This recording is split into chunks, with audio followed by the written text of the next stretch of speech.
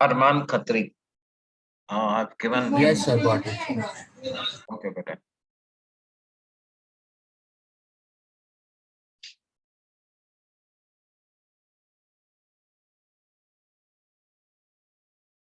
Okay, so let's start with our discussion on laws of refraction, right?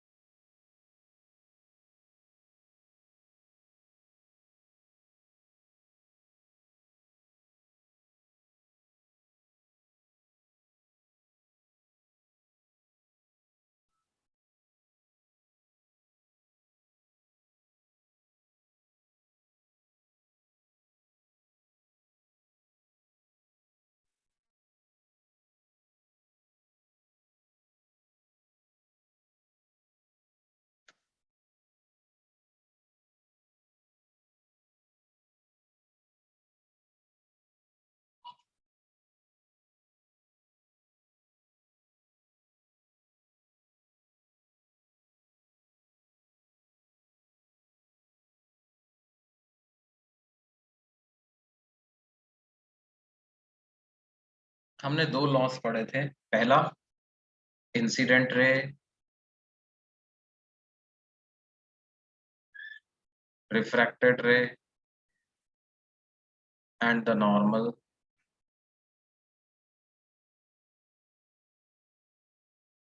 lie in the same plane.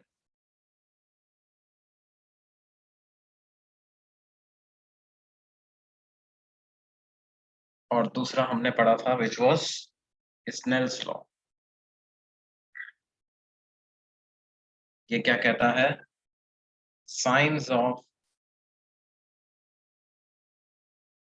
angles of incidence and refraction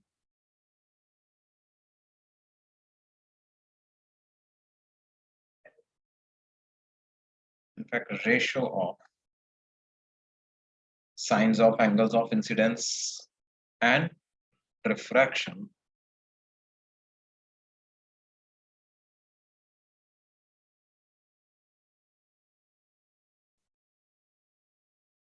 is constant for a given pair of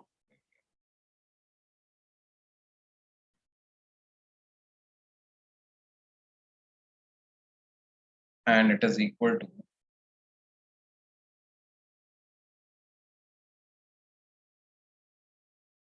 the ratio of speed of light in that,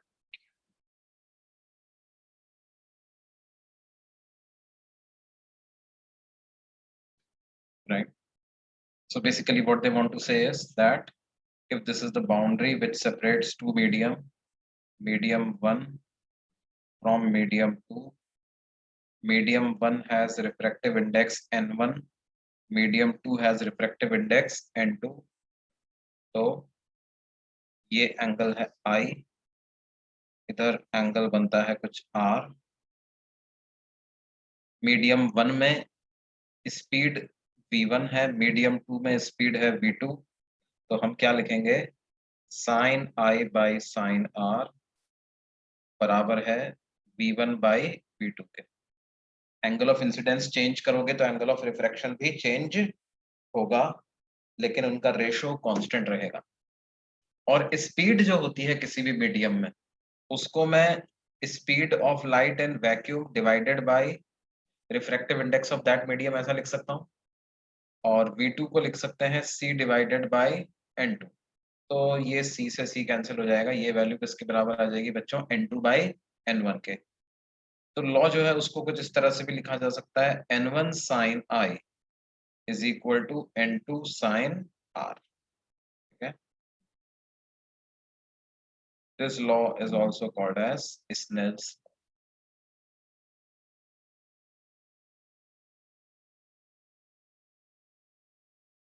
n1 and n2 are refractive indices of those two medium. पिछली class में ये discussion भी हमारा हुआ था, एक बच्चे ने पूछा था साहब अगर इनमें से कोई एक मीडियम वैक्यूम या एयर ही हो जाए तो क्या करेंगे? तो उस मीडियम का रिफ्रैक्टिव इंडेक्स 1 ले लेंगे, है ना, उसमें कोई दिक्कत नहीं।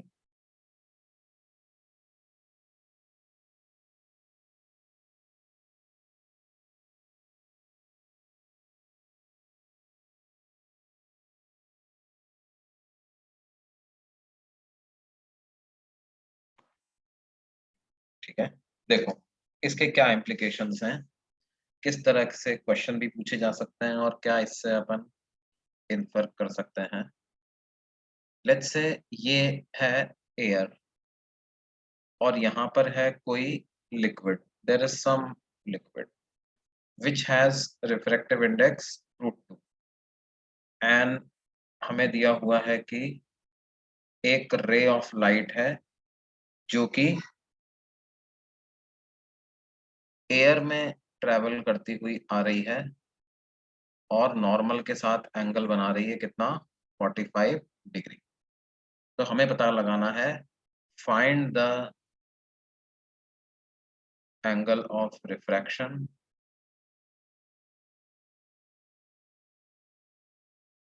also find the deviation in the path of light।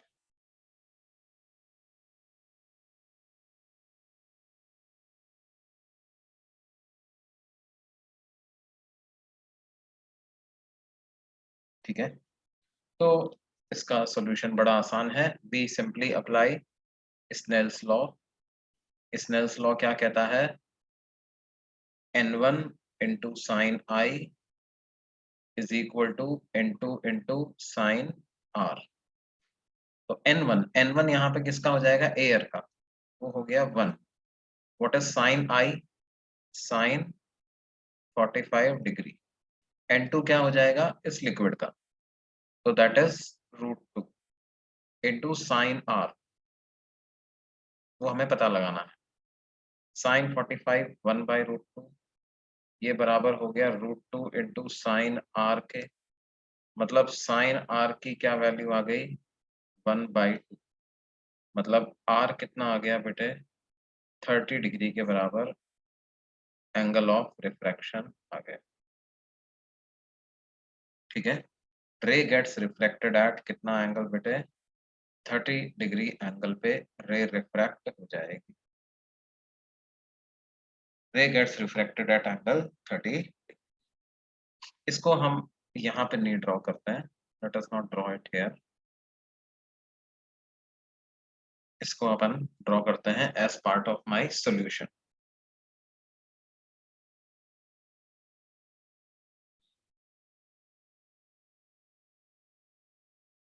कुछ ऐसा हो रहा है, 45 डिग्री एंगल पर एयर में इंसिडेंट हुई और 30 डिग्री पर रे चली। ये एंगल आर था, आर की वैल्यू कितनी निकल करके आई बेटे, 30 डिग्री।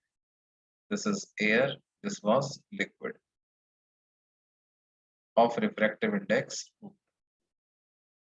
अब देखो, अगर ये इंटरफेस नहीं होता है ना, नीचे भी एयर ही होता, तो ये रे ऑफ लाइट ऐसे सीधी चली जाती। अब ऐसे सीधी जाने की जगह क्या है, ये इधर चली गई है। ध्यान दो, ये एंगल 45 डिग्री है, ये पूरा एंगल भी 45 डिग्री होता अगर ये सीधी चली जाती तो जो डेविएशन हुआ है वो इतना एंगल का हुआ। This is the angle of deviation. तो हम यहाँ पे लिख सकते हैं angle of deviation due to refraction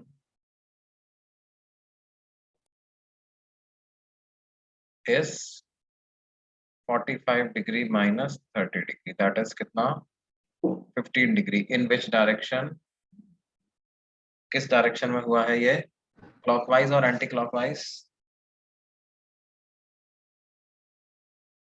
anti clockwise not clockwise. बच्चों ने क्लॉकवाइज बताया था, नहीं बेटा, देखो एंटी क्लॉकवाइज हुआ, ये एरो जिस डायरेक्शन में जा रहा है उस तरफ।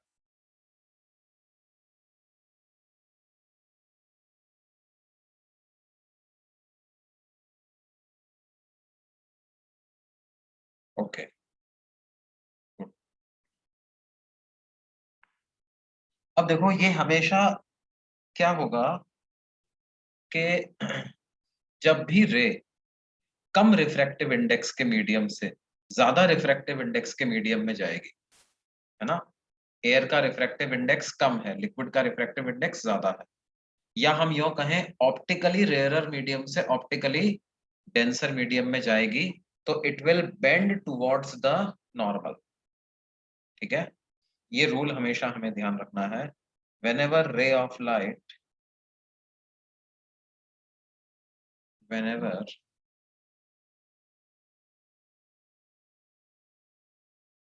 a ray of light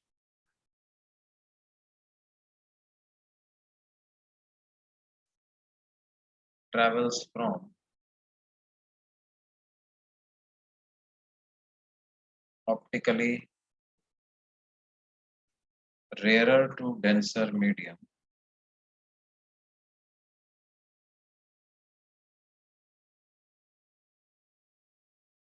it bends towards the normal.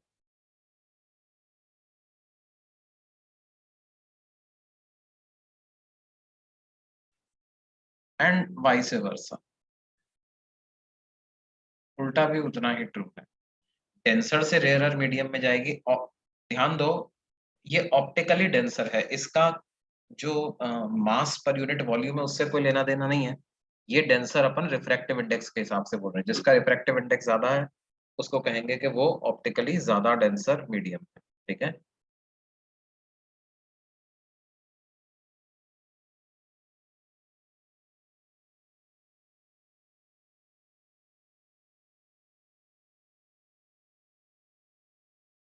ये बात समझ में आती है बेटे। अच्छा, there is also something called as principle of reversibility. जैसे अगर कोई हमसे कहा जाए कि रूट टू रिफ्रैक्टिव इंडेक्स का एक मीडियम है, कितने रिफ्रैक्टिव इंडेक्स का बच्चों, रूट टू रिफ्रैक्टिव इंडेक्स का, उस मीडियम में एक लाइट रे ट्रैवल करती हुई आती है और नॉर्मल के साथ कितना एंगल बनाती है, 30 डिग्री का एंगल नॉर्मल के साथ बनाती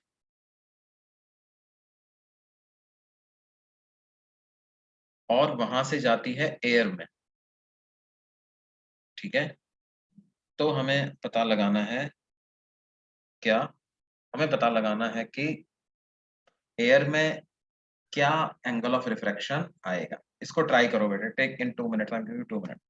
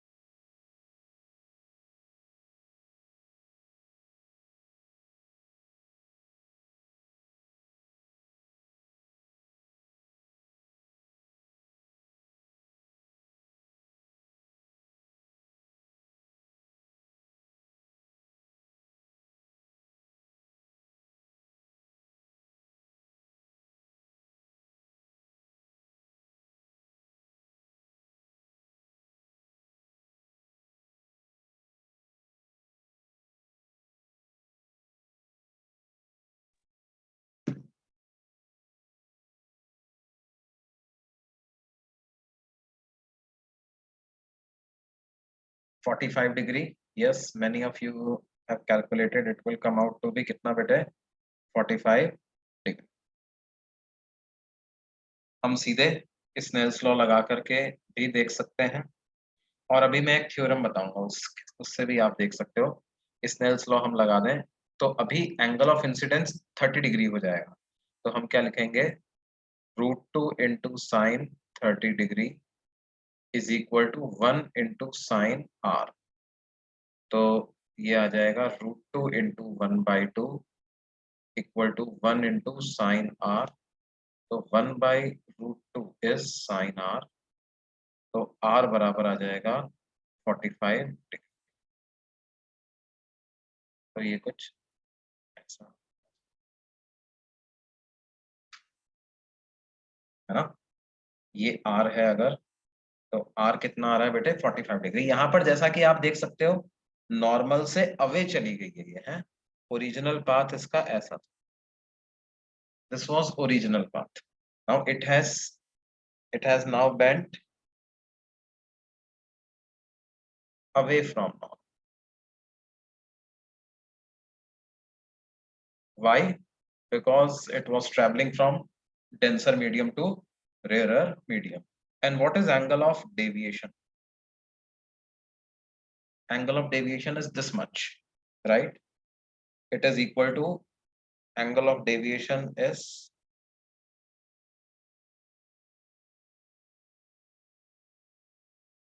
15 degree in clockwise direction. Angle of deviation is 15 degree in clockwise direction, right?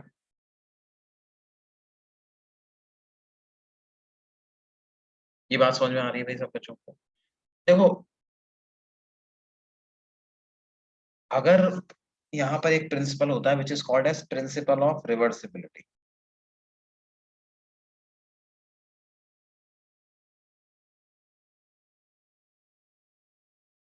Principal of reversibility क्या कहता है कि incident ray and refracted ray are perfectly reversible. मतलब जैसे हमने एयर में जब 45 डिग्री पे इंसिडेंट किया था तो मीडियम में 30 डिग्री पे रिफ्रैक्ट हो रही थी। मीडियम में 30 डिग्री पे इंसिडेंट करेंगे तो एयर में 45 डिग्री पे चली जाएगी। पूरी तरह से रिवर्सिबल हो सकता है।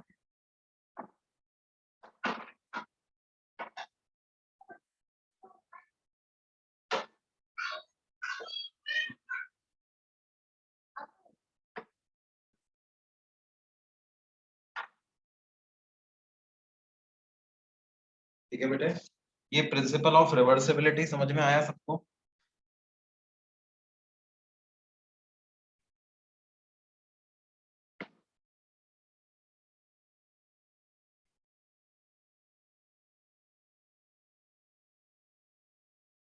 Incident ray and corresponding refracted ray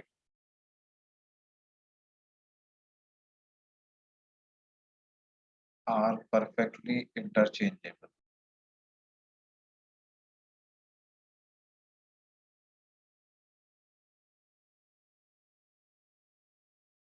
Incident ray and corresponding refracted ray are perfectly interchangeable.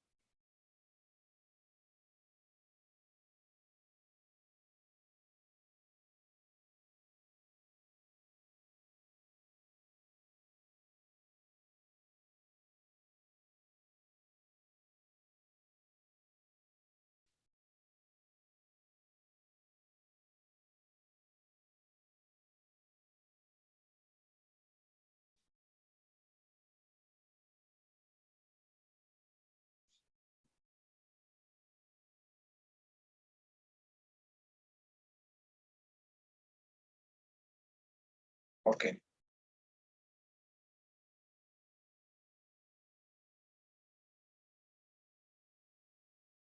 अब देखो एक बार हमें ये चीज समझ में आती है तो हम यहाँ पर बात कर सकते हैं किसकी?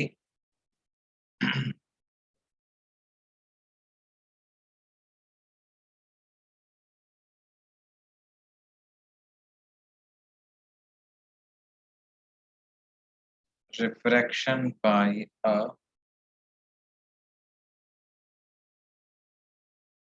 parallel glass slab.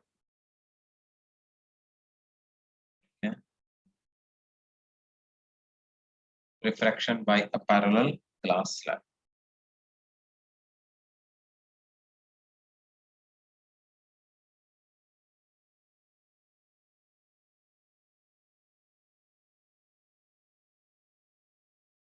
तो ये एक स्लैब है बच्चों, ठीक है।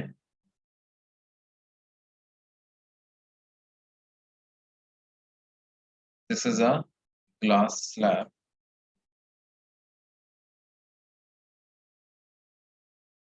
थिक स्लैब है।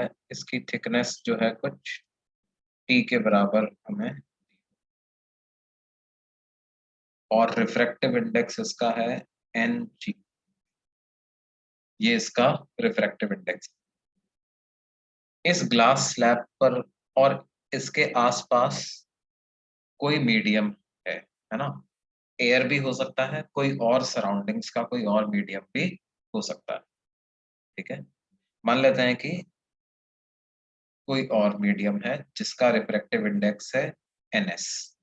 NS stands for refractive index of surroundings.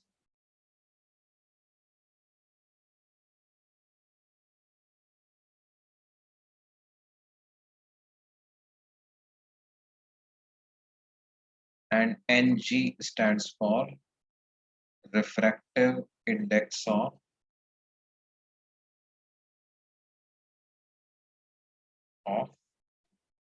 glass। अब हम क्या करते हैं, कोई एक मोनोक्रोमेटिक रे ऑफ लाइट, मतलब सिंगल वेवलेंथ की रे ऑफ लाइट इस पे इंसिडेंट करते हैं। कुछ इस तरह की वो रे है, यहाँ पे नॉर्मल ड्रॉ किया हम मान लेते हैं कि बाहर का जो मीडियम है वो ऑप्टिकली रेयरर है, उसका रिफ्रैक्टिव इंडेक्स ग्लास से कम है, ग्लास का रिफ्रैक्टिव इंडेक्स ज्यादा है, तो रे नॉर्मल की तरफ बेंड हो जाएगी।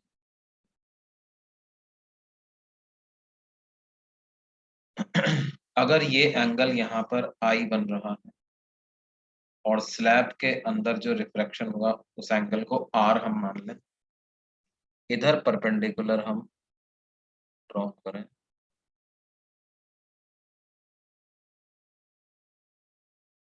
तो ये एंगल भी आ जाएगा किसके बराबर, आर के बराबर। अब देखो फिर से सराउंडिंग से ग्लास में गई और फिर जा रहा है ग्लास से वापस सराउंडिंग्स में, तो क्या हम बोल सकते हैं कि वापस जब सराउंडिंग में जाएगा तो जो एंगल बनेगा वो फिर से आई बन जाएगा,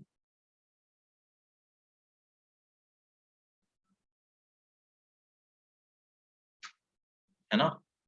और अगर ये आई, मान लो कि किसी को लग रहा है कि साहब नहीं आई कैसे बन जाएगा सर, ये तो नहीं नहीं नहीं हम तो नहीं मान रहे हैं, तो तुम मत मानो, तुम इसको आई डैश मान लो। तुम बड़ा दो जगह पर स्नेल्स लॉ लगा करके प्रूव भी कर सकते हो।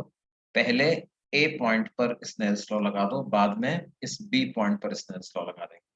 तो स्नेल्स लॉ एट ए लगाओगे तो क्या बनेगा, refractive index of surroundings into sine i is equal to refractive index of glass into sine r, right.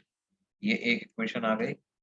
और दूसरी equation Snell's law at B लगा दें तो वो क्या बन जाएगा, refractive index of glass into sine are is equal to refractive index of surroundings into sine i dash. ये सेकंड इक्वेशन आ गई। अब देखो n g into sine are ये इक्वेशन वन में भी आ रहा है, n g into sine r equation two में भी आ रहा है। तो from one and two what I can write is refractive index of surroundings into sine I is equal to refractive index of surroundings into sine I dash।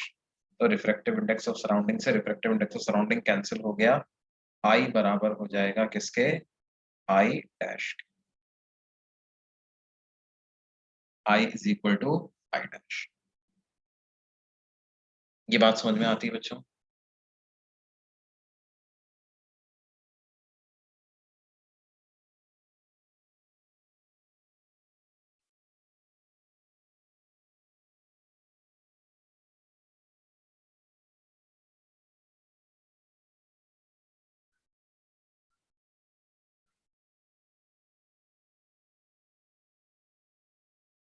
Okay, अब देखो इसका मतलब क्या है कि इस रे को हम इंसिडेंट रे कहते हैं,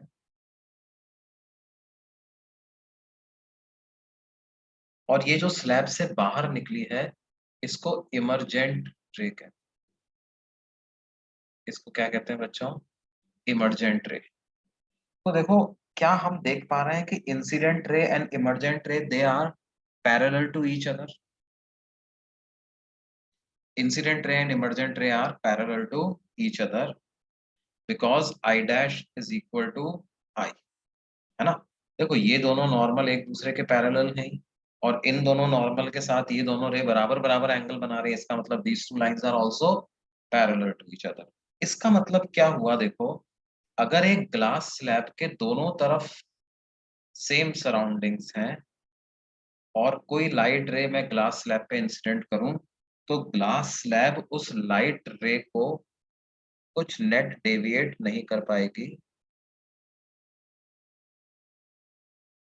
बस क्या होगा बेटे, वो इंसिडेंट और इमरजेंट रे एक दूसरे के पैरेलल ही रहेंगे, बस वो पैरेलली शिफ्ट हो जाएंगे थोड़ा। ठीक है, पैरेलली शिफ्ट हो जाएंगे, या यूं कहें कि लैटरल डिस्प्लेसमेंट हो जाएगा। जिस डायरेक्शन में रे ट्रेवल कर रही है उसके परपेंडिकुलर डायरेक्शन में डिस्प्लेस हो जाएगी। ये लेट्स से ये पॉइंट बी है, इस पॉइंट को हम कुछ नाम दें। इसको आप कुछ नाम दे सकते हो, लेट्स से डी या सी नाम दे देते हैं इसको। तो बीसी जो हो जाएगा, पहले तो हम ये बात ध्यान दें कि slab will not cause any net deviation.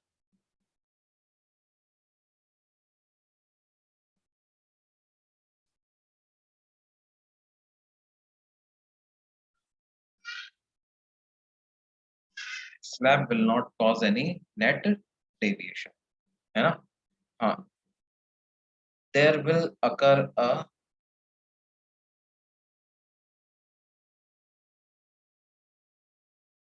Lateral displacement. Lateral का मतलब होता है अक्रॉस, किसी चीज के परपेंडिकुलर। तो जिस डायरेक्शन में इंसिडेंट रे ट्रेवल कर रही थी उस उसके परपेंडिकुलर डायरेक्शन में ये बीसी लाइन के बराबर का लैटरल डिस्प्लेसमेंट जरूर वो कर देगी। There will occur a lateral displacement या lateral shift due to the slab.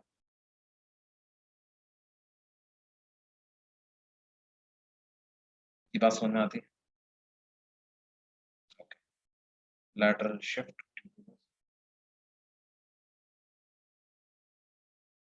ये शिफ्ट मैक्सिमम और मिनिमम भी होगा ना? ये शिफ्ट की वैल्यू कैलकुलेट करते हैं बेटा, है ना? दिस इज यही, ये हमारे लिए इंपॉर्टेंट फॉर्मूला एक निकल करके आएगा। ठीक है, then we will analyse the formula. there will occur a lateral displacement or lateral shift due to the, now how to calculate this lateral shift? ये जो lateral shift है,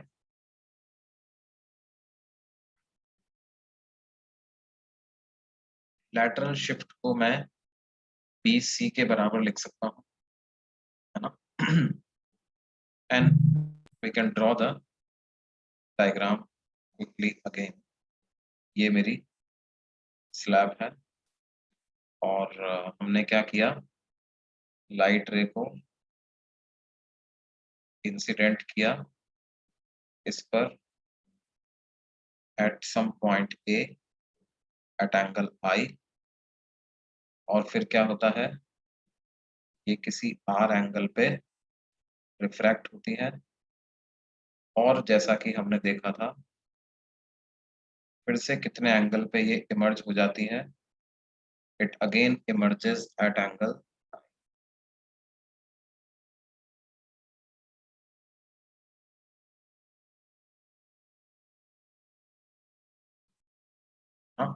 and these two rays are basically they are what, parallel to each other. ये incident ray की direction है, वो emergent रे की direction है।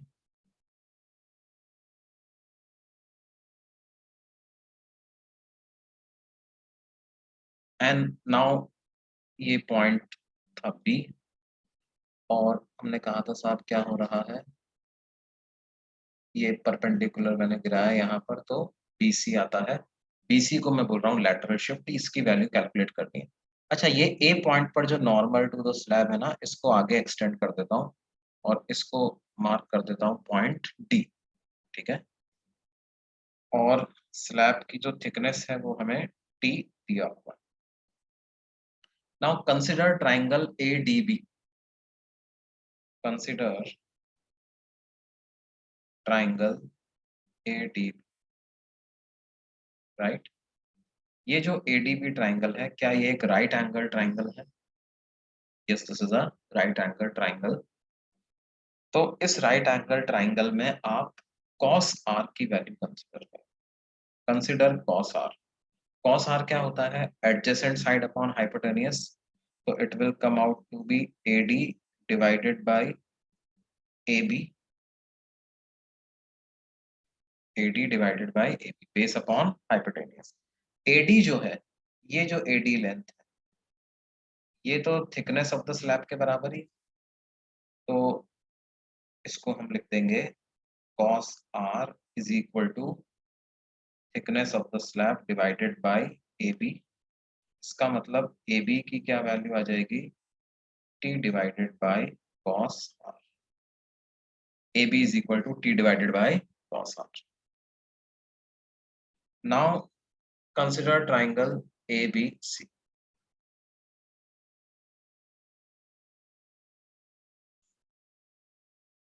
अच्छा ध्यान दो, एक बात और देखो, ये इंसिडेंट रे है, this is our incident ray, और इसी लाइन को हम अगर आगे बढ़ा दें तो ये ऐसी ये इंसिडेंट रे की ओरिजिनल डायरेक्शन आ जाती है ना। ये नॉर्मल लाइन,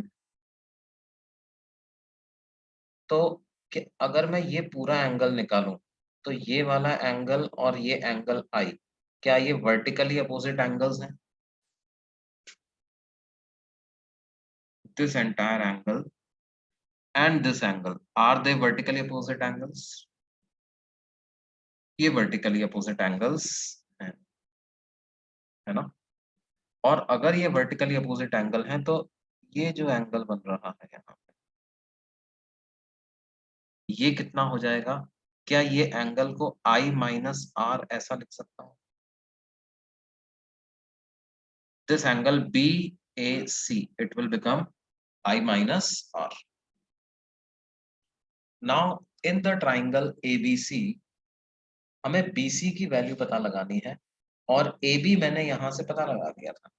तो BC जो है वो I माइनस आर एंगल के सामने वाली साइड है, तो हमारे पास क्या आ जाएगा? Sine I minus r consider करते हैं। This is perpendicular upon hypotenuse, that is BC divided by AB। तो BC की वैल्यू आ जाएगी AB sine I minus r, और AB को हम लिख देंगे T divided by cos r, ये आ जाएगा मल्टीप्लाइड बाय साइन i। तो BC जो है, which is lateral shift due to glass slab का क्या फॉर्मूला आ जाएगा बेटे? Lateral shift due to glass slab is T sine I minus r divided by cos। देखो ये फॉर्मूला हमारे IIT के लिए तो इम्पोर्टेंट है ही, इनफैक्ट इसका डेरिवेशन जो है वो बोर्ड्स में भी आ जाता है। Lateral shift due to slab का जो डेरिवेशन है वो बोर्ड्स में भी आ जाता है। अच्छा फॉर्मूला, इंपॉर्टेंट फॉर्मूला, याद रखना है इसको। ठीक है, कोई हमसे पूछे net deviation due to glass slab कितना होगा, वो 0 होगा।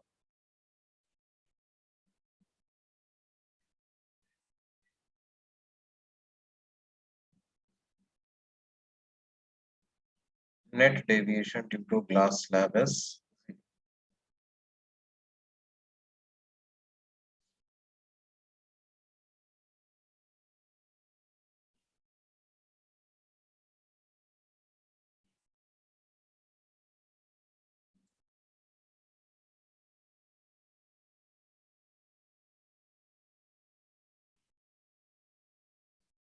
किसी को कोई डाउट तो नहीं है? Let me look at the chat box.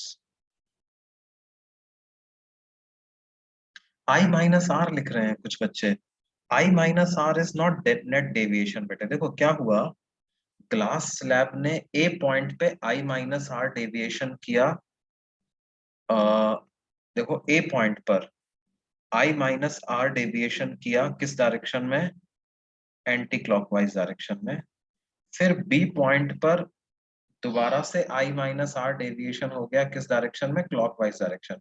तो net deviation due to glass slab zero हो गया बेटे। ए पॉइंट पर एंटी क्लॉकवाइज, फिर बी पॉइंट पर क्लॉकवाइज, एंटी क्लॉकवाइज क्लॉकवाइज मिलाकर के टोटल डेविएशन कितना हो गया ग्लास स्लैब का? जीरो। ठीक है।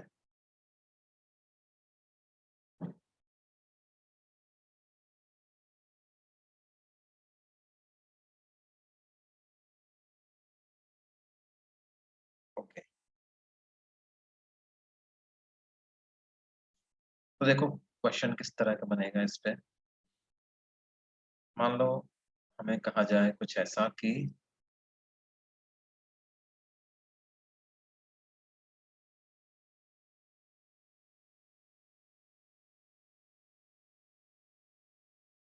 There is this glass slab और एक लाइट रे जो है वो इस पे इंसिडेंट होती है, और इंसिडेंट होने के बाद it gets refracted and then again gets refracted.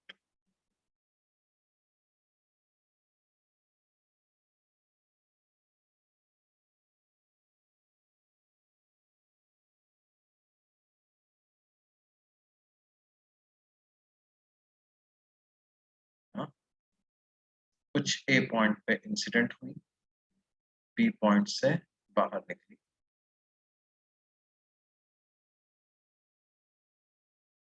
अब हमें क्या दिया जा रहा है? हमें दिया जा रहा है कि ये जो ग्लास स्लैब है इसका रिफ्रैक्टिव इंडेक्स जो है वो है बेटे कितना? 3/2। ठीक है। और ए पॉइंट पर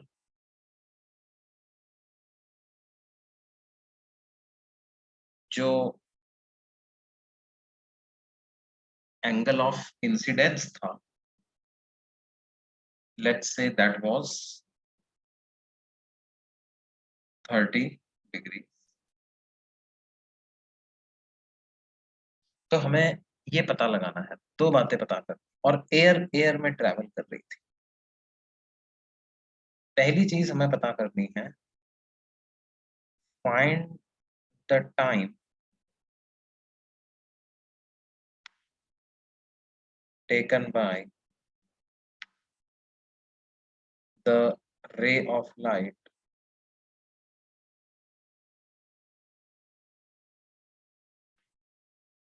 to travel from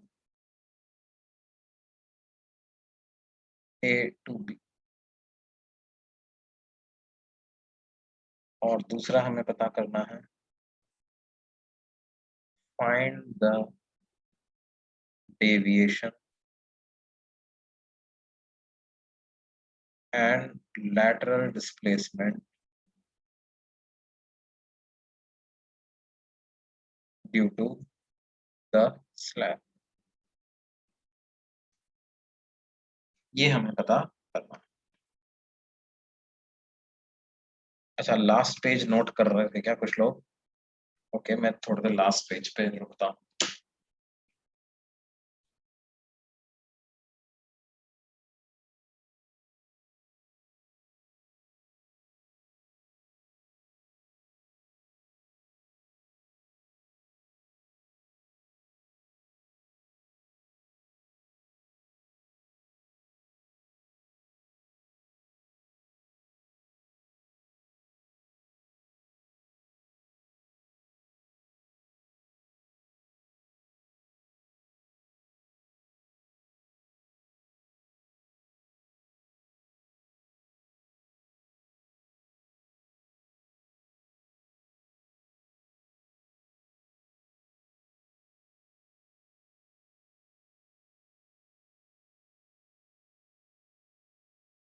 नोट किया बेटे?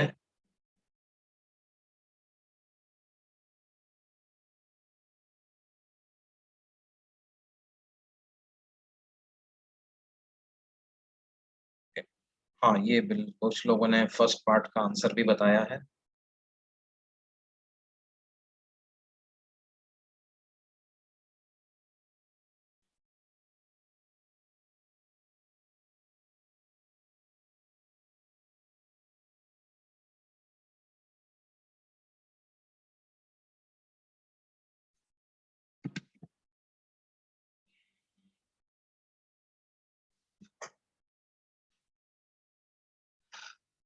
अच्छा देखो कैसे इसको करेंगे। जो टाइम लगेगा ए से बी जाने में, उसको मैं distance A B divided by speed of light in glass ऐसा लिख सकता हूँ।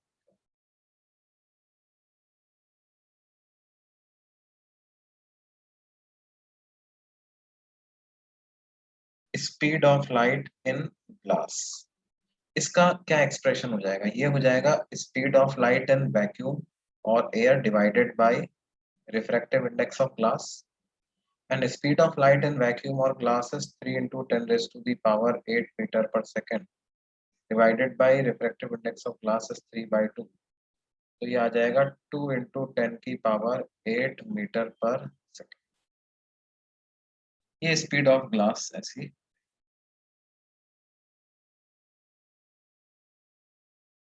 ये बात समझ में आती है बेटे?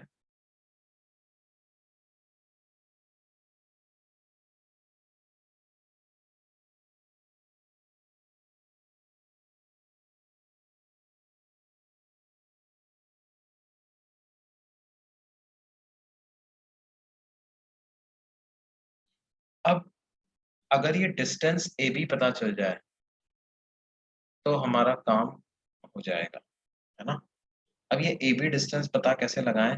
ये एंगल 30 डिग्री दिया हुआ है, ये एंगल पता लगाना पड़ेगा आर, तब जा करके ये ए बी आ पाएगी। अच्छा, एक चीज की और हमें जरूरत पड़ेगी, इस स्लैब की थिकनेस की। तो मान लो स्लैब की थिकनेस हमें दे दी गई है कुछ, क्या लें, 10 सेंटीमीटर पे, ठीक है, ऐसा।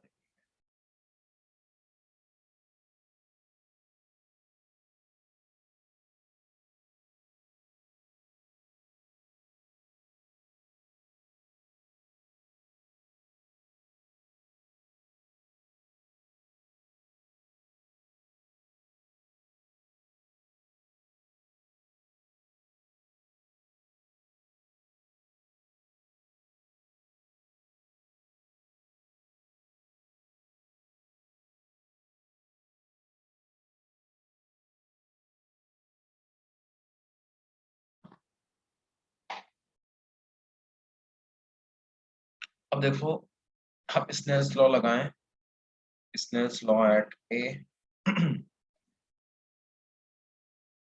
तो क्या मिलेगा? 1 into sin 30 degree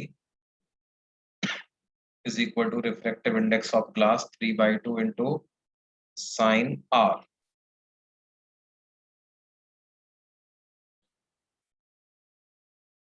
तो यहाँ से साइन आर की क्या वैल्यू मिल जाएगी बेटे? ये तो 1/2 है, तो साइन आर की वैल्यू मिल जाएगी 1/। अब ये जैसे ही 1/3 पता चलता है, हम क्या करें, इस पॉइंट को सी नाम मार्क कर दें। Consider triangle ABC.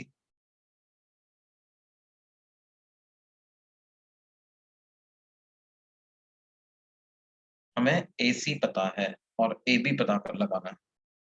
AC पता है, AC तो 10 सेंटीमीटर है, राइट? तो कॉस आर की वैल्यू कंसीडर कर लेते हैं। कॉस आर को लिख देंगे AC divided by AB। Now what is cos r? Under root of 1 minus sine square r, ऐसा लिख सकते हैं। This is AC। AC is 10 centimetre divided by AB। तो 1 - 1/9। √8/9 ऐसा आ जाएगा, तो 2√2/3, राइट। ये हो जाएगा 2√2/3 is equal to 10 centimetre divided by AB। That means AB कितना आ गया, 15/√2 सेंटीमीटर।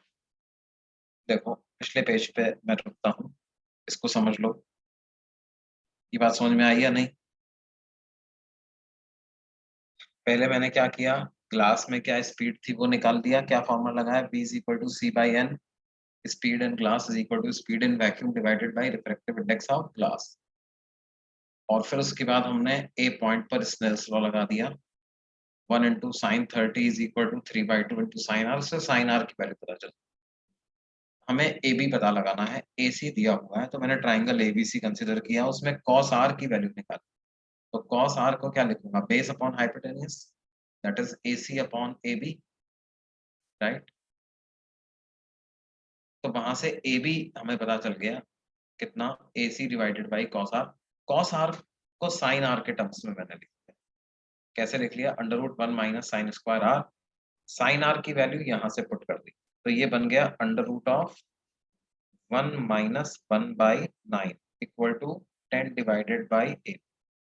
1 माइनस 1/9 मतलब कितना हो गया, √8/9, तो √8/3, ये ऐसा।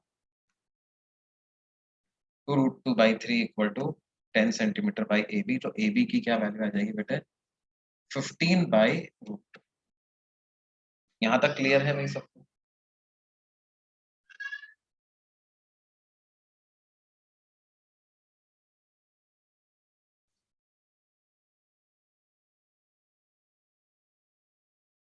अब क्या हो जाएगा बेटे,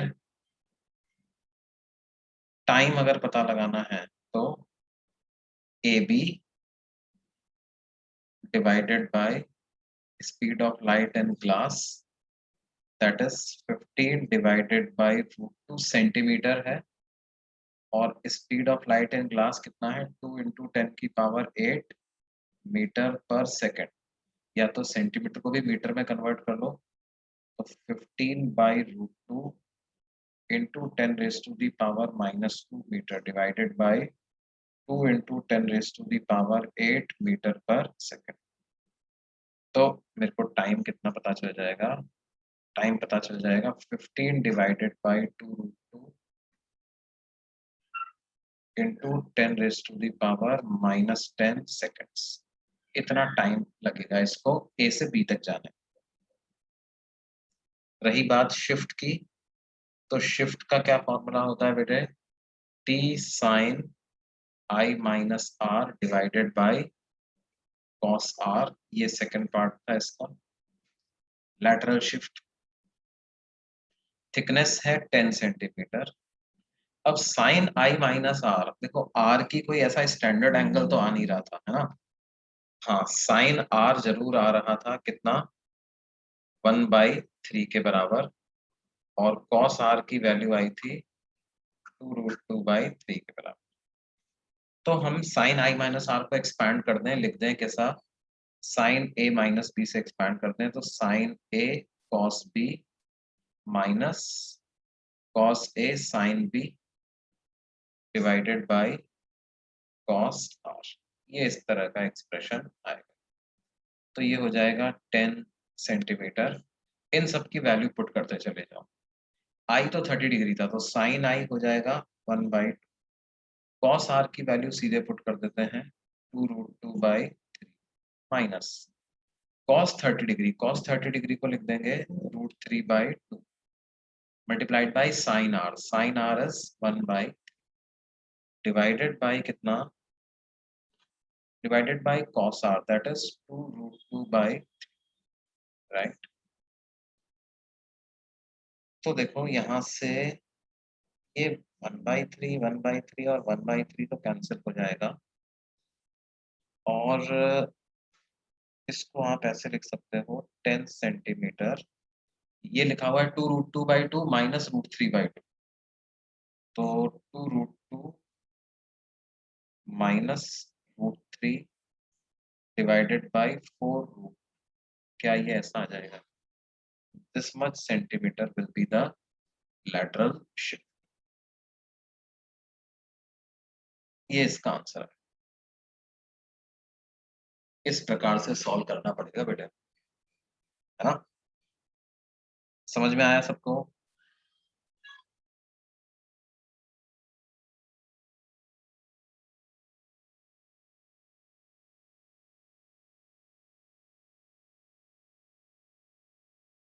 एक बार फिर से बताने की जरूरत है? Do you want me to repeat the procedure, कैसे किया हमने?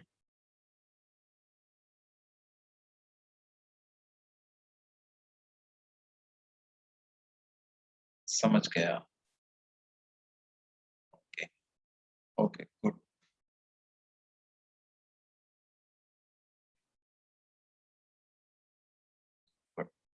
बेसिकली एक ओवरऑल इसका मैं बताता हूँ क्या है। एंगल ऑफ इंसिडेंस दिया हुआ है आपको, और स्लैब का रिफ्रैक्टिव इंडेक्स दिया हुआ है। स्नेल्स लॉ लगा करके एंगल ऑफ रिफ्रैक्शन पता लगा लो। एंगल ऑफ रिफ्रैक्शन नहीं भी पता चलेगा तो साइन आर पता चल जाएगा, साइन आर से कॉस आर भी पता लगा सकते हैं। ठीक है, अब रही बात टाइम की, तो टाइम होता है डिस्टेंस अपॉन स्पीड। डिस्टेंस क्या है? देखो, डिस्टेंस है ये ए बी डिस्टेंस, है ना? Distance is A B divided by speed of light and glass. अब speed of light and glass को वी जी लिख दिया मैंने, तो वो क्या हो जाएगा? Speed of light and vacuum divided by refractive index of glass. हमने फॉर्मूला देखा हुआ है, वी सी बाई एन। किसी भी मीडियम में स्पीड को ऐसा लिख सकते हैं, और इस तरह से ये वैल्यू पुट करी तो हमारे पास ये आंसर निकल के आता। ये speed of light and glass आया।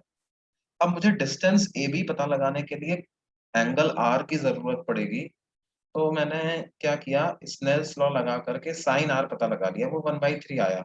अब साइन आर इक्वल टू 1/3, इसका मतलब आर कोई स्टैंडर्ड एंगल तो है नहीं, है ना? तो कोई बात नहीं, स्टैंडर्ड एंगल नहीं है तब भी क्या हुआ? Sine r, cos r, tan r, सारे ट्रिग्नोमेट्रिक रेशियोज तो अपन उसके कैलकुलेट कर ही लेंगे, क्योंकि साइन आर पता चल गया है, बाकी सारे कैलकुलेट कर सकते हैं। हमने ट्राइंगल एबीसी कंसिडर किया। एबीसी ट्राइंगल में एसी मुझे पता है जो स्लैब की थिकनेस है 10 सेंटीमीटर, ए बी हमें पता लगाना था, तो मैंने क्या किया बेटे? कॉस आर लिख ली। कॉस आर लिखा base upon hypotenuse 10 centimetre by A B, और कॉस आर की वैल्यू साइन आर से निकाल ली हमने, √1 माइनस साइन स्क्वायर आर करके।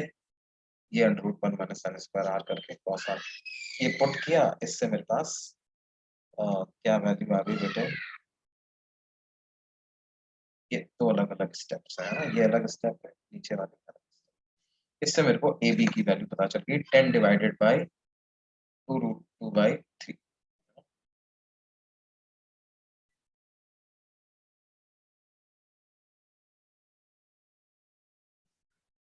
तो ये पता चल, अब एक बार ए बी पता चल गया तो ए बी अपॉन बी जी कर देंगे तो टाइम पता लग जाएगा।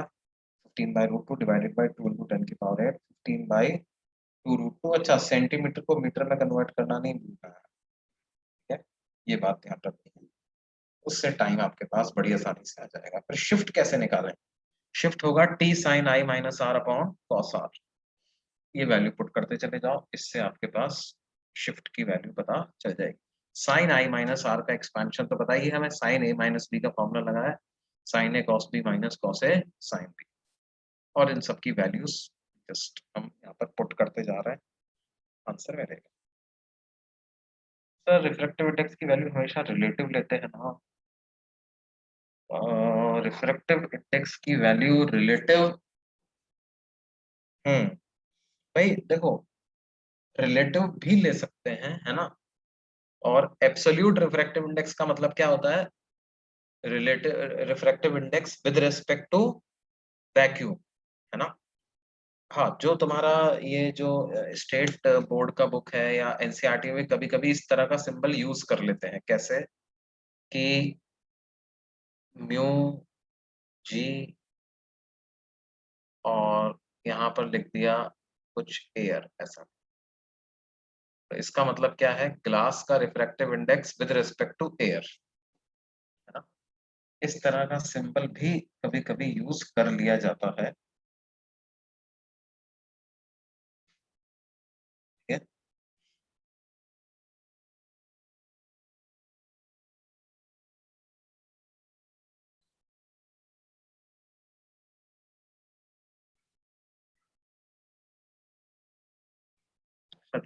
और कुछ क्वेश्चन इसके कराता हूँ। मान लो ये एक ग्लास स्फेयर,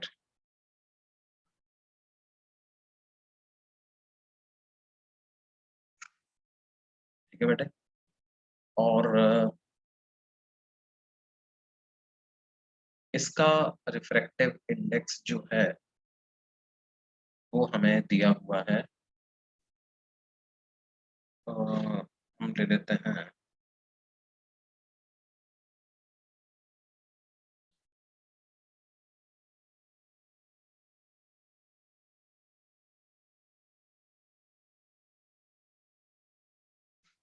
ऐसा करते हैं √2 ले लेते हैं, take its refractive index as √2।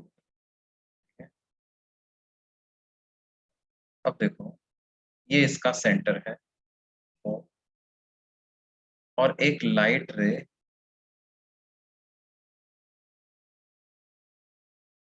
जो है वो किसी पॉइंट ए पर इंसिडेंट होती है एट एंगल 45, ठीक है। इस स्फेयर के बाहर एयर ही है।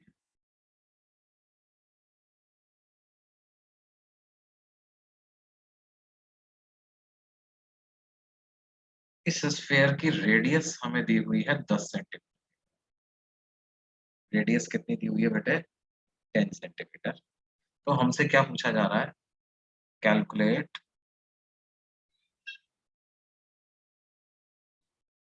The time for which the given light रे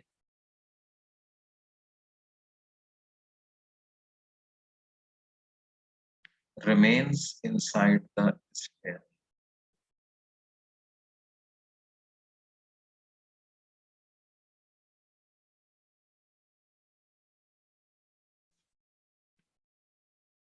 Also calculate the deviation due to the sphere.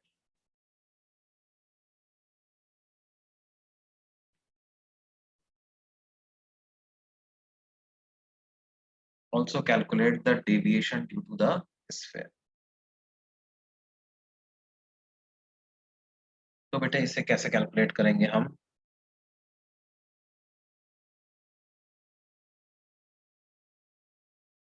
पहले स्नेल्स लॉ लगा दें, Snell's law eight A.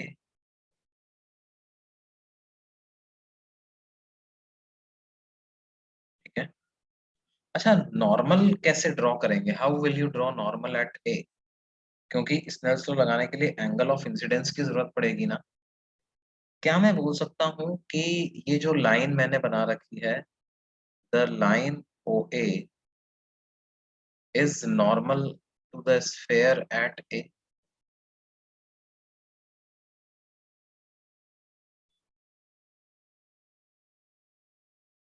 Line OA is normal to the sphere at A, है ना? Sphere के किसी भी point पे नॉर्मल ड्रॉ करनी है तो उस पॉइंट को स्फेयर के सेंटर से ज्वाइन कर दो। इसका मतलब angle of incidence is nothing but 45 degree. Angle of incidence is nothing but it is equal to 45. Now what we do is we apply Snell's law at A, तो हमें मिल जाएगा 1 into sin 45 degree is equal to √2 into sin R. That means 1 by √2 is √2 into sin R. इसका मतलब क्या है? Sin R is 1 by 2. That means R is equal to 30.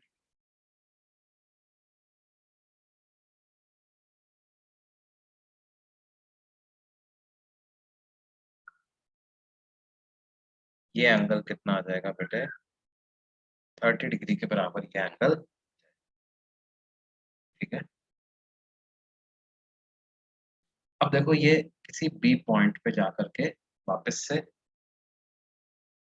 बाहर निकलती है, ये जो सेंटर है इसको बी से ज्वाइन कर दे। Let me join centre with the point B. तो ये जो ओबी डिस्टेंस है क्या ये भी 10 सेंटीमीटर के बराबर ही आ जाएगी? OB is also equal to 10 centimetre. अब अगर ये ओबी 10 सेंटीमीटर के बराबर आ जाता है, ये 30 डिग्री है। ध्यान दो O A B is an isosceles triangle.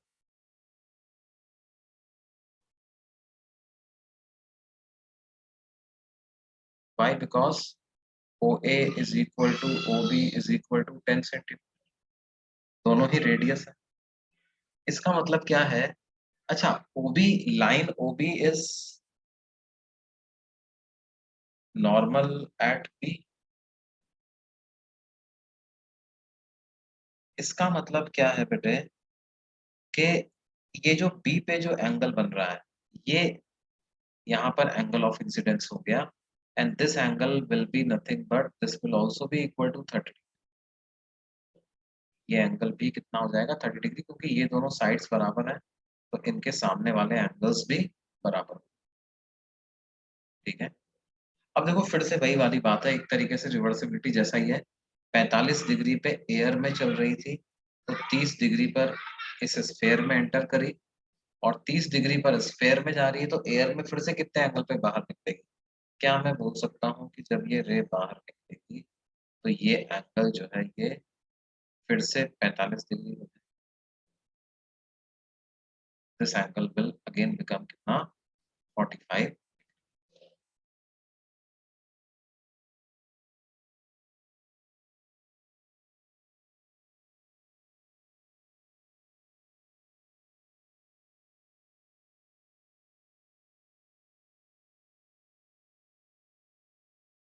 45 degree कैसे आया भाई? स्नेल्स लॉ लगा दो बी पॉइंट पर, फिर से लगाओगे इसको कुछ आर डैश मान करके, तो आर डैश की वैल्यू आपके पास 45 डिग्री की आ जाएगी। ठीक है। Now consider triangle O A B again. इस ओ पॉइंट से ए बी लाइन पे परपेंडिकुलर ड्रॉप कर दे। ओ से ए बी पर मैंने परपेंडिकुलर ड्रॉप किया, तो ये कुछ C point foot of perpendicular आता है। तो ये जो परपेंडिकुलर है वो इस ए बी लाइन को बाइसेक्ट करेगा। This perpendicular will bisect the line A B. Perpendicular will bisect the line A B. तो हम क्या लिख सकते हैं?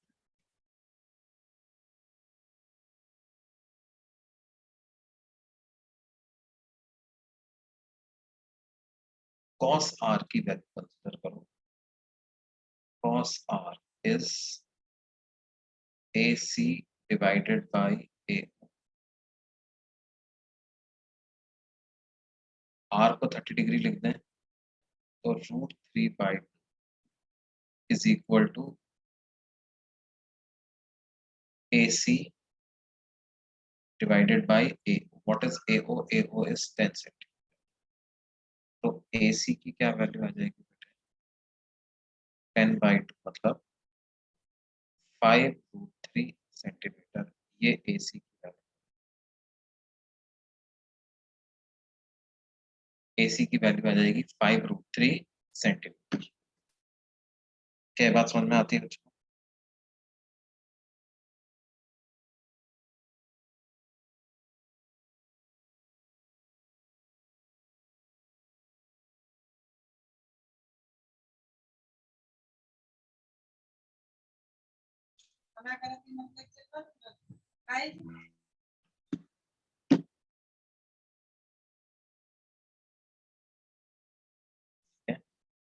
अब रही बात टाइम की। अच्छा, AC अगर इतना आया तो AB इसका दुगना आ जाएगा। मतलब मैं लिख सकता हूँ AB will be equal to 10√3 centimetre. ठीक है।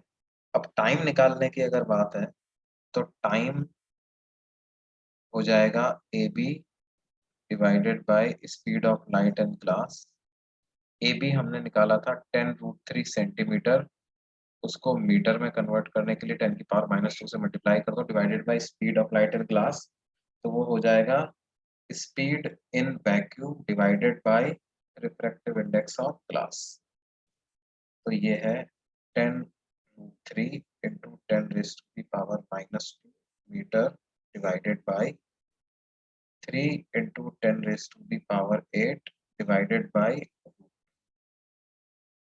तो ये वैल्यू क्या आ जाएगी भाई, ये ऊपर गया तो 10√2 इंटू 10⁻⁻10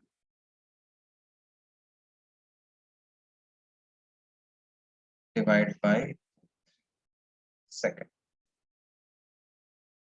कितना टाइम √3 से कैंसिल होकर कैसा, या इसको ऐसा भी लिख सकते हैं √2/3 इंटू 10⁻⁻9 सेकेंड, या √2/3 nano second, nano seconds, n second मतलब नैनो।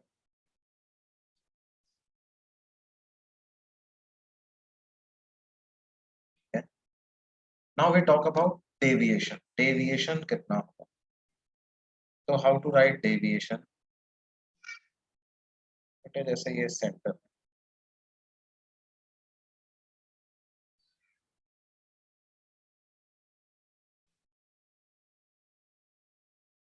ये रे इंसिडेंट हुई थी कितने एंगल पर, 45 डिग्री एंगल पर इंसिडेंट हुई, 30 डिग्री एंगल पर रिफ्रैक्ट हुई, यहाँ पर फिर से एंगल बना 30 डिग्री, और ये फिर से चली गई इधर कितना 45 डिग्री एंगल पर।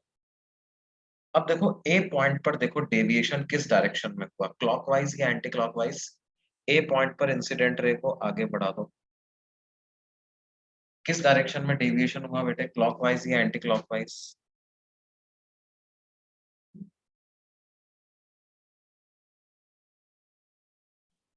क्या मैं बोल सकता हूँ 15 डिग्री का डेविएशन हुआ, और किस डायरेक्शन में हुआ, क्लॉकवाइज।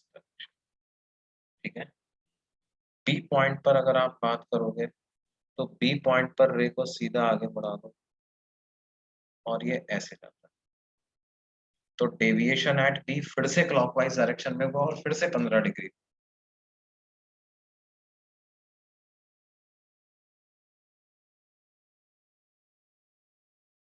Again clockwise direction. इसका मतलब total deviation due to sphere कितना होगा,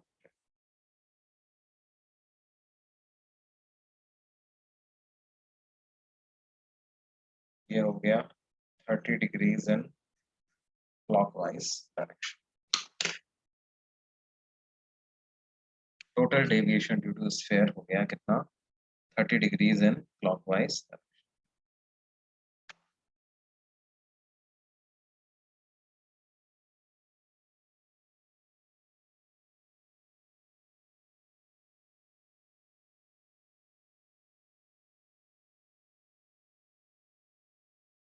ठीक है बच्चे, एक बच्चे ने 15 डिग्री आंसर दिया था, बेटे तुम्हें समझ में आ गया, 15 डिग्री नहीं होगा, कितना होगा 30 डिग्री।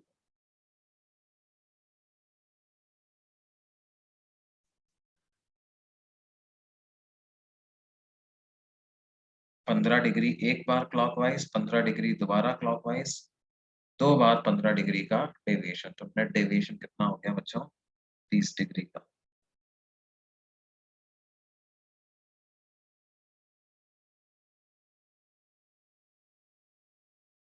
ओके,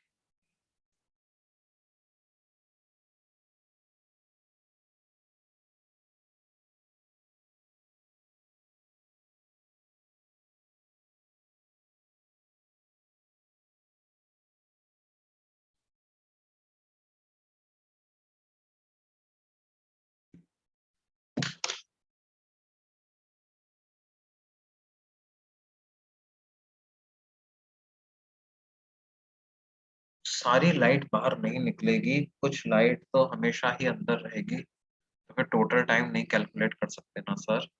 हाँ मतलब जाहिर सी बात है क्या होता है, हमेशा रिफ्रैक्शन और रिफ्लेक्शन तो साथ में चलते ही हैं। तो डेफिनेटली जब भी रिफ्रैक्शन हो रहा है, थोड़ा-सा रिफ्लेक्शन भी साथ में हो रहा है। कुछ पार्ट ऑफ लाइट रे रिफ्लेक्ट होगा, स्फीयर के अंदर रहेगा, लेकिन हम इस पर्टिकुलर केस की मान रहे हैं कि हम ये मान के चल रहे हैं कि जो रे बिना रिफ्लेक्ट हुए सीधा बाहर निकल जाती है ना? रिफ्लेक्शन जिसका नहीं हुआ, उसको कितना टाइम, ऑब्वियसली हमने इस पर्टिकुलर डायग्राम जो यहाँ पे अपन ने बनाया है ना, इसको ध्यान में रखते हुए हमने टाइम निकाला। ठीक है बेटे? ओनली फॉर दिस पाथ, ये जो टाइम हमने निकाला है, this is only for this particular path, assuming no reflection anywhere.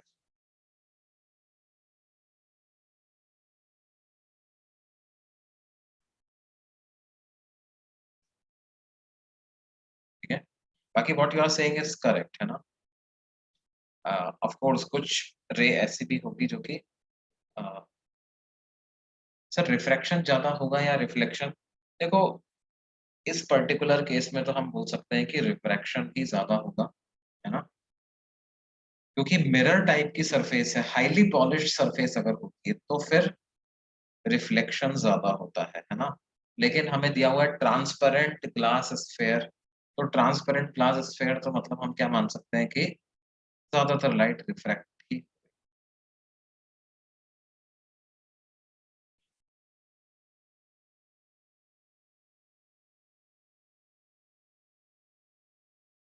देखिए, तो ये स्नेल्स लॉ जो है वो इस तरह से अप्लाई किया जाता है।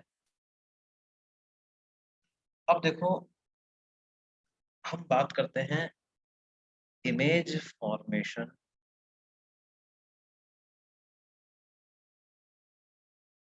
Due to refraction from plane surface.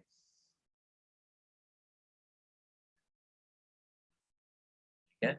मतलब दो मीडियम्स को सेपरेट करने वाली जो बाउंड्री है, वो बाउंड्री कैसी है? That boundary is straight, right? और ऐसी स्ट्रेट बाउंड्री से जब रिफ्रैक्शन होता है तो इमेज फॉर्मेशन का क्या कॉन्सेप्ट होता है वो अपन समझेंगे। अच्छा देखो, ये हमने ऑब्जर्व किया होगा कि जैसे ये कोई एक कंटेनर है, and this container is let's say filled with any liquid, most commonly available liquid is water, मान लेते हैं पानी से भरा हुआ।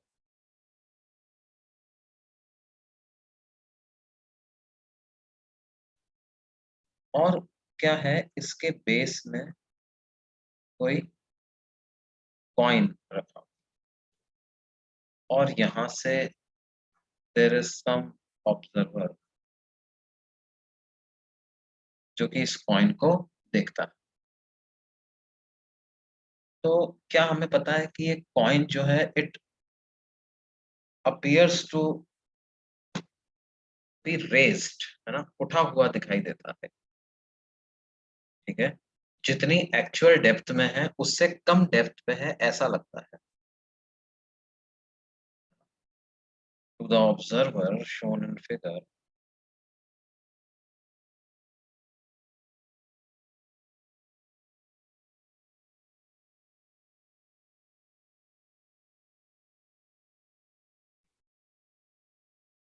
द कॉइन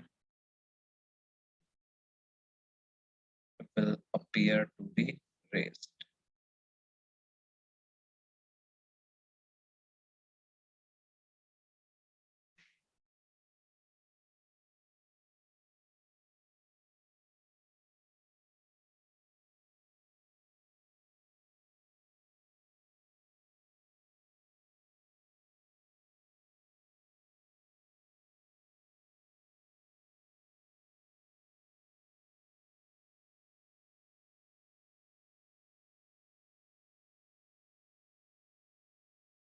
ठीक है? ऐसा क्यों होता है? क्योंकि देखो, अगर ये कंटेनर खाली होता ना बेटे, इसमें कोई लिक्विड नहीं भरा हुआ होता, तब तो क्या होता, इस कॉइन के द्वारा रिफ्लेक्टेड रेज जो हैं वो सीधे ट्रेवल करती हुई जाती और इस ऑब्जर्वर की आंख में एंटर कर जाती। वो कहीं पे बेंड थोड़ी ना होती, सीधे जाकर के इसकी आंख में एंटर। लेकिन क्या होगा बेटे, इस पर्टिकुलर केस में जब ये पानी से भरा हुआ है, तो जो रेज इस कॉइन से चलती हुई आंख की तरफ जाएंगी, उनका क्या होगा, स्लाइट डेविएशन उनका, they will get slightly deviated। तो जब स्लाइट डेविएशन होगा तो क्या होगा, कॉइन जहां पर वास्तव में रखा हुआ है, ऑब्जर्वर को थोड़ा दूसरी जगह पे दिखाई देगा, उस जगह पे नहीं दिखाई देगा, थोड़ा हट के दिखाई देगा। ठीक है, और ये बात अभी हम प्रूव करेंगे कि क्या होगा, इस ऑब्जर्वर की आंख में जाने वाली जो रेज हैं, इस ऑब्जर्वर की आंख में जाने वाली जो रेज हैं, उनको जब हम एक्सटेंड करें पीछे की तरफ,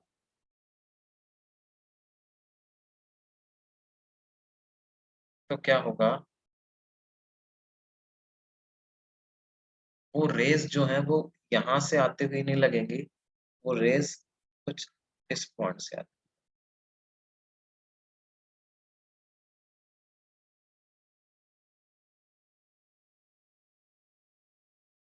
they will appear to be coming from somewhere here, जबकि कॉइन यहाँ रखा हुआ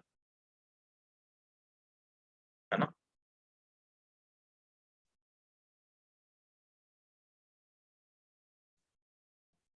देखो ऐसा है, इसको मैं पानी के अंदर, मेरे को बोल्ड नहीं बनाना चाहिए, ये ऐसे ऐसे बाहर बोल्ड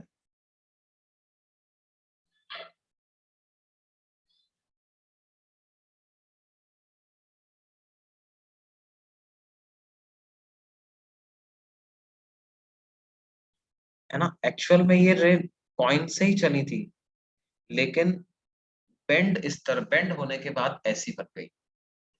तो अब इसकी आंख में जो रेस जा रही हैं, वो तो एक्सटेंड करने पर यहीं पे मिल रही है ना, तो इसको लगेगा कि कॉइन यहाँ पे रखा हुआ है। ठीक है, देखो अगर कोई ऑब्जर्वर पानी के अंदर ही बैठ जाए तो उसको कॉइन सी जगह पे ही दिखाई देगा, उसको कोई नहीं फर्क पड़ेगा, क्योंकि कॉइन से उस ऑब्जर्वर तक पहुंचने वाली रेज में कोई बेंडिंग वगैरह नहीं हुई, है ना। तो मान लो मैं इसको कहूँ this is observer 1 and this one here is observer 2, तो हम बोल सकते हैं कि observer 2 will find the coin to be placed at its original position।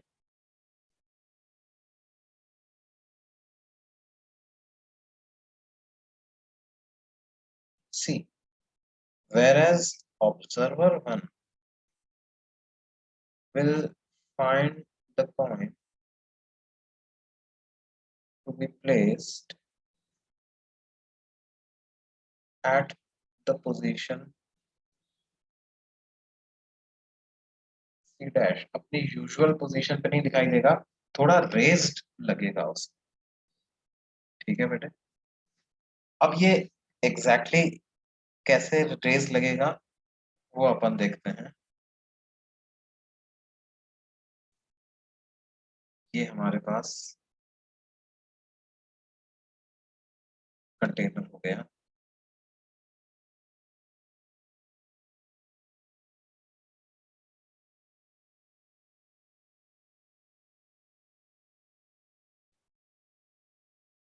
देखो एक रे हम पॉइंट से निकलने वाली कंसिडर करें जो कि नॉर्मली जा रही है। देखो ये जो नॉर्मली इंसिडेंट रे है ना, ये सीधी निकल जाएगी। अरे सर ये क्यों सीधी निकल जाएगी? क्या पानी वाटर से एयर में जा रही है तो अवे फ्रॉम नॉर्मल बेंड नहीं होगी? देखो इसके लिए एंगल ऑफ इंसिडेंस जीरो है, तो आप स्नेल्स लॉ लगाओगे भी तो एंगल ऑफ रिफ्रैक्शन जीरो ही मिलेगा। ठीक है।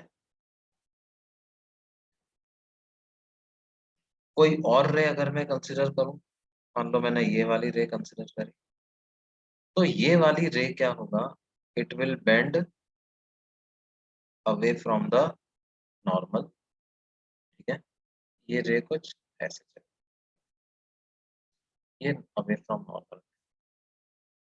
अब देखो ये एक रिफ्रैक्टेड रे है, ये एक रिफ्रैक्टेड रे, इसको एंगल ऑफ रिफ्रैक्शन मान लेते हैं आर। और इस रे को जब हम पीछे एक्सटेंड करेंगे तो ये इस पॉइंट पे इंटरसेक्ट करें।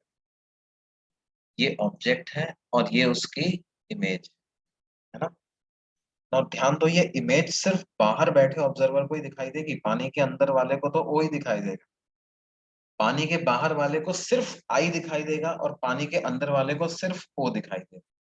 दोनों किसी को भी दिखाई नहीं देंगे, एक साथ दोनों किसी को भी दिखाई नहीं देंगे। ध्यान दो ये छोटा सा एक डिफरेंस है इसके बीच में, इमेज फॉर्मेशन बाय मिरर और image formation due to refraction. अब देखो ये एंगल अगर हम मान लेते हैं आई है एंगल ऑफ इंसिडेंस, तो इधर जो एंगल बनेगा ये भी आई होगा। ठीक है। उसी तरह से अगर ये एंगल आर है तो ये पूरा एंगल भी आर होगा because they are vertically opposite.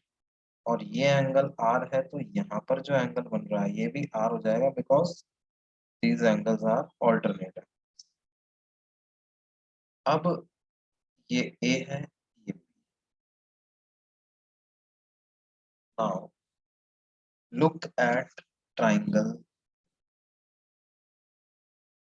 A O B.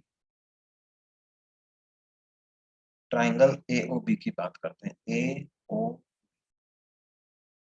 तो मैं क्या लिख सकता हूँ, tan आई, कंसिडर tan, tan आई को लिख सकता हूँ ए बी डिवाइडेड बाई ए ओ। इसका मतलब ए बी की क्या वैल्यू आ गई बेटे, A O into tan I. Now consider triangle A I, A I, इसमें tan आर कंसिडर करें तो tan आर को क्या लिखेंगे, ए बी डिवाइडेड बाई ए आई। तो यहाँ से ए बी की क्या वैल्यू आ गई, ए आई इंटू tan आर। अब देखो ए बी दोनों जगह से इक्वेट कर सकते हैं, equate the value of A B from both sides. तो A O into tan I is equal to A I into tan R. ठीक है। अब ए ओ क्या है बेटे, ए ओ है ऑब्जेक्ट की सरफेस से एक्चुअल डेप्थ, उसको डी नाम दे देते हैं, डी इंटू tan आई। और ए आई क्या है, जिस डेप्थ पे वो दिखाई दे रहा उसको डी डैश नाम दे। तो d dash equal to d into tan I by tan r ऐसा आता है। अब ध्यान दो कि हम जिस ऑब्जर्वर की बात कर रहे हैं, मान लो वो तो यहाँ कहीं पे सिचुएटेड है। ठीक है।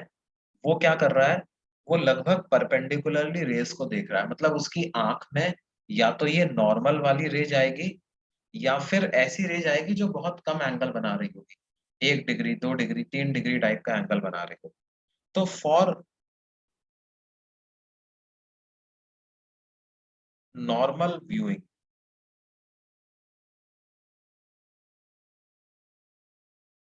ठीक है।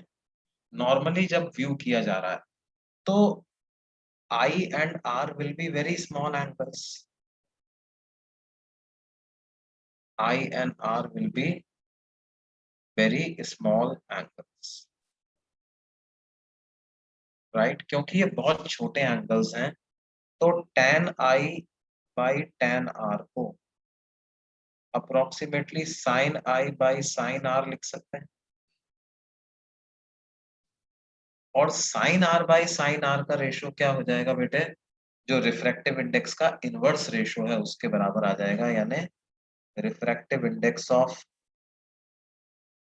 रिफ्रैक्शन वाला medium divided by refractive index of incident वाला, ठीक है। तो ये वैल्यू हम यहाँ पर पुट कर दें, इसका मतलब डी डैश की वैल्यू कितनी आ रही है, D into N R divided by N I, या इसको ऐसा भी लिख सकता हूँ, D divided by N I जिस मीडियम में रे इंसिडेंट हुई, डिवाइडेड बाई एन आर जिस मीडियम में रे रिफ्रैक्ट होकर के गई, ठीक है। हमारे पास क्या फॉर्मूला हो जाएगा, देखो अगले पेज पे मैं लिख रहा हूँ, D dash is equal to D divided by N relative, ठीक है।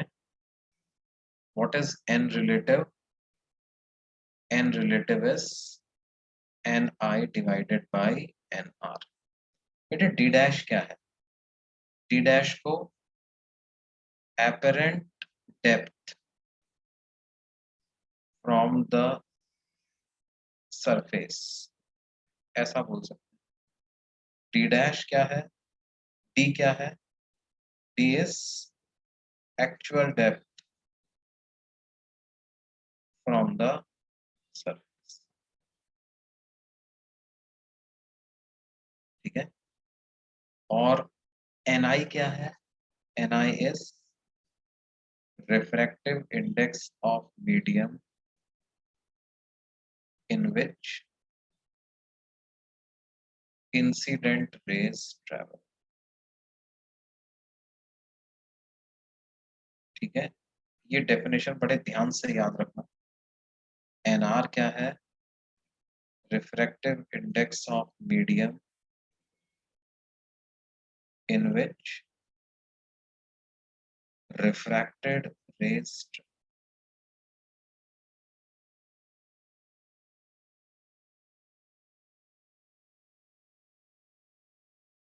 ठीक है बच्चों। डी डैश को हम ऐसा भी लिख सकते हैं, distance of image from surface. देखो यहाँ पे कोऑर्डिनेट्स के टर्म्स में बात नहीं हो रही, यहाँ पे डिस्टेंस के टर्म्स में बात, सब positive, distance of object from surface, ठीक है। और रिफ्रैक्शन में हमें एक बात और याद रखनी है कि object and image lie on same side of surface,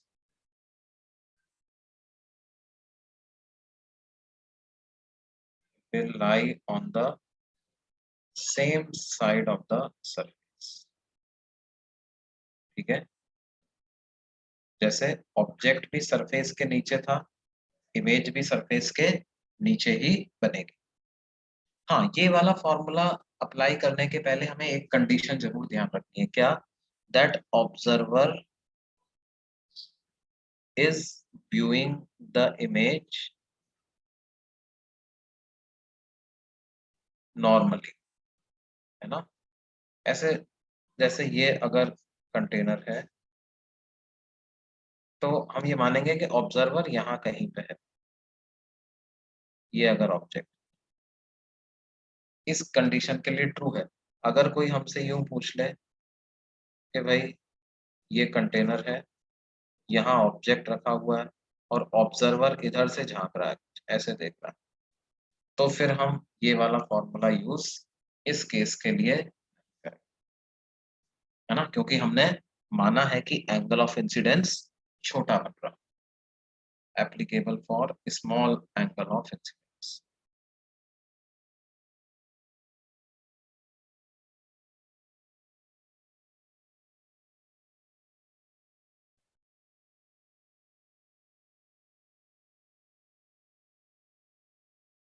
ये बात समझ में आती है बच्चों?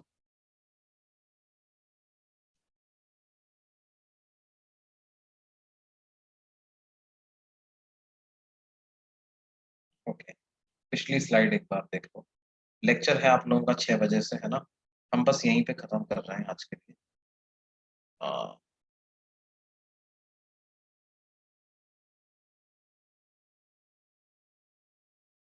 अगर तुमने पानी के बिल्कुल पैरेलल होकर के देखा तो क्या होगा, उसके बारे में भी सीखेंगे हम, है ना? पानी के पैरेलल होकर के देखा तो क्या होगा, लेकिन कॉइन सरफेस पे नहीं दिखाई देगा, इतना मैं आज बता सकता हूँ। ठीक है, coin will not appear at the surface, it will appear somewhere but not at the surface, थोड़ा उठा हुआ दिखाई देगा, है ना?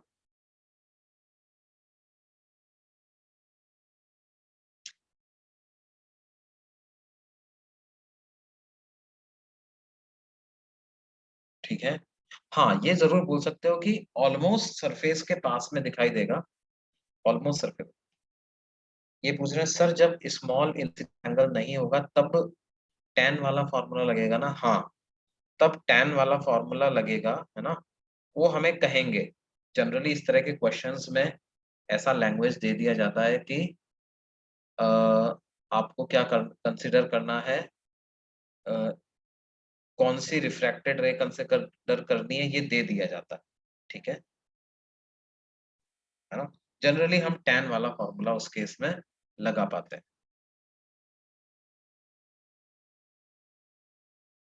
AI is d dash, yes, your distance AI is, AI को ही d dash।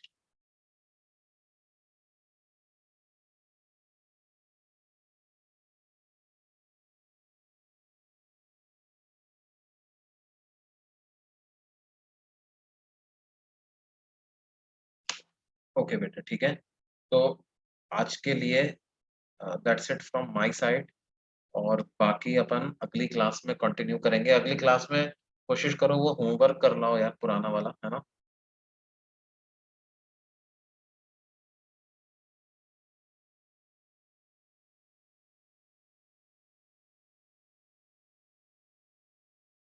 तो रिकॉर्डिंग अभी के लिए मैं स्टॉप कर रहा हूँ।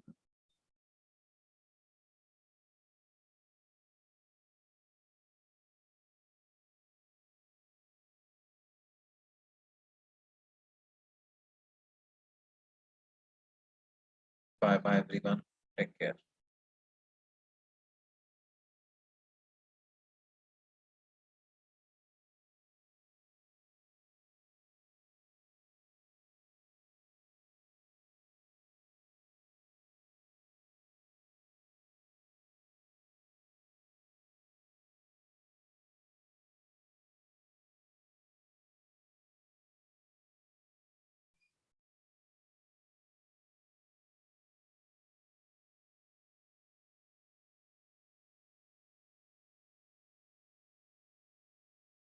So I'm ending the meeting right